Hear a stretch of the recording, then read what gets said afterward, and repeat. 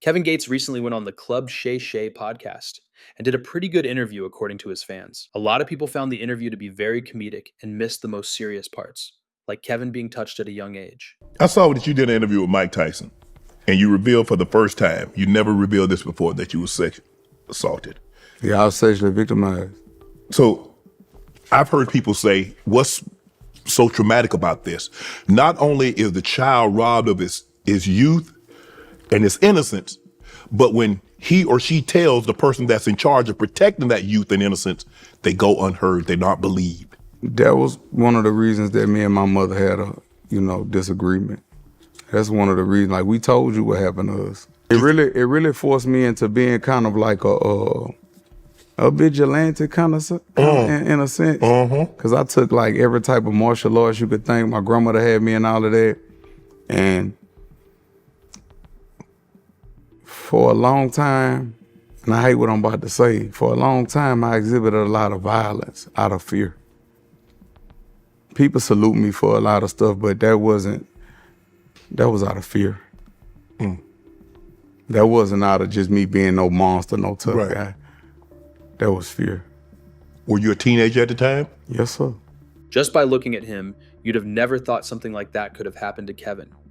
And in the interview with Shannon, Kevin mentioned that the same thing happened to the most well-known boxers in the United States, Mike Tyson and Clarissa Shields. And all of them said, that's what turned them into a monster. As the conversation continued, Kevin expressed how he felt about predators who go after women and kids and what should happen to them. I hate what happened, but at the end of the day, it's beautiful because my pain turned into my purpose and I'm healing the world through that. And like I say, that person, he stretched. So. Damn, Kev, you said like you proud of that. I am.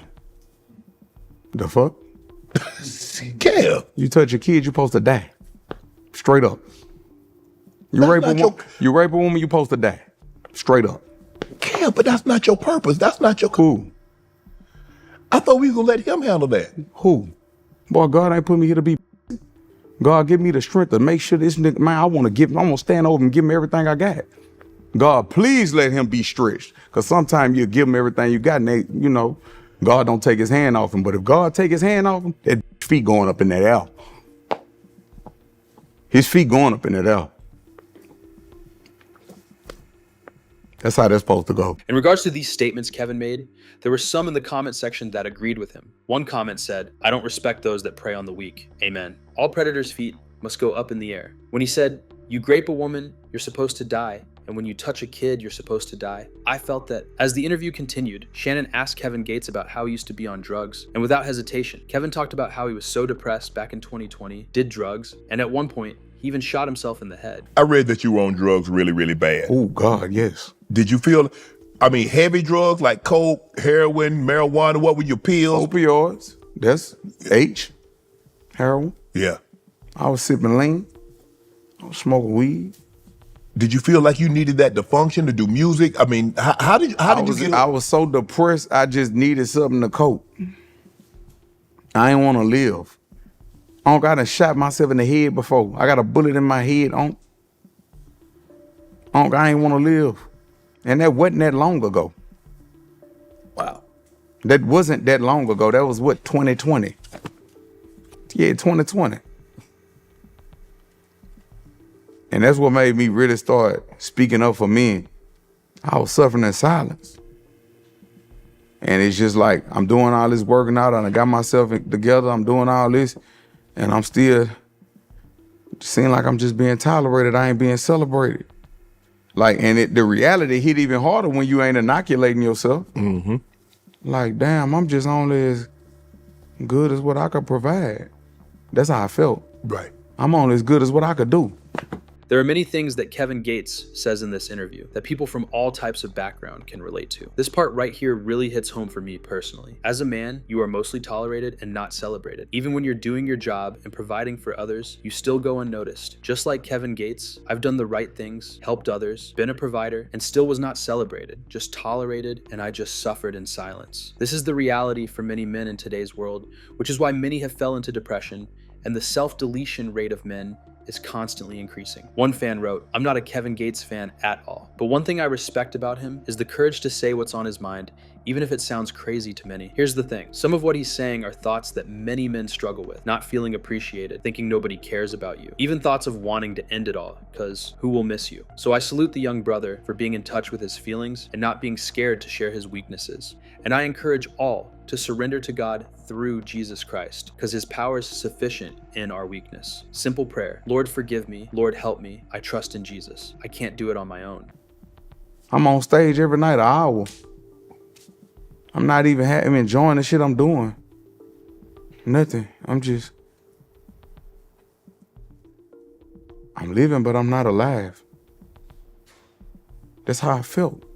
But people need to know this though, because there's somebody out there watching this, a man that feel like he only as good as his ability to do, and he's suffering in silence. He don't feel appreciated. And when you don't feel appreciated, what's the point of even living? Men's mental health has become a serious issue these past few years, and it's time that we started shedding light on it. To all of the men out there, if no one cares about you, then start caring about yourself. Whatever situation you're going through, always know that there is a light at the end of the tunnel, as long as you keep going. Pick yourself up and dust yourself off and keep fighting. Fight just like Kevin Gates did. Kevin kept fighting, and that's why he's still with us today. Many in the comments agreed and said, "Good interview. Every man should look at it." Most of us mask a lot of pain. This ain't an interview. This was therapy session for him. Celebrate yourself. You gotta be your own biggest cheerleader. No negative self-talk, ever. Kevin seems like a person who is still traumatized and hasn't healed yet, because he keeps bouncing from one relationship to another, kind of like Cardi B and Jennifer Lopez. Kevin Gates goes on to talk about his romantic relationships and how he was married to Brittany Renner, a popular influencer on Instagram, for only 52 days. I ended up marrying somebody else. And like, that marriage only lasted 52 days. And I know I'm a legend, but so then Nah, I mean, why you do that? it ran its course. In 52 days? Yeah.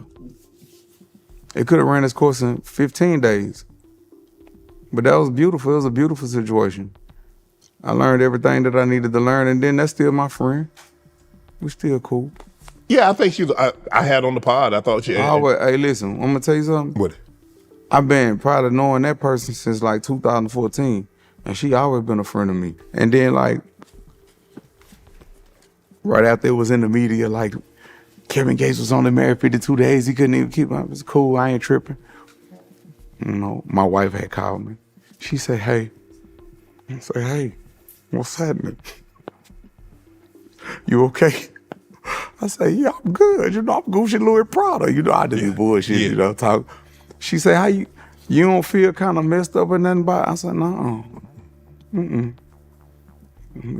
we get married." It's very sad in today's society how we don't value marriage the way God wanted us to. If you look at Kevin's mannerisms and how he talks about being married to Brittany Renner for only 52 days, he takes it as a joke. And even Shannon Sharpe wasn't okay with it and said that wasn't cool. What's even worse is as soon as that marriage ended, a girl that he was close with called him to see if he was okay after his divorce, and he laughed it off and asked her when they would get married. And the saddest part is that he actually did get married to that same girl, whose name is Jeleni Tejada, a former Marine. If you really look into Kevin Gates' interview with Shannon Sharpe, you'll see that there is actually nothing funny about it. Kevin seriously needs to spend more time by himself and heal.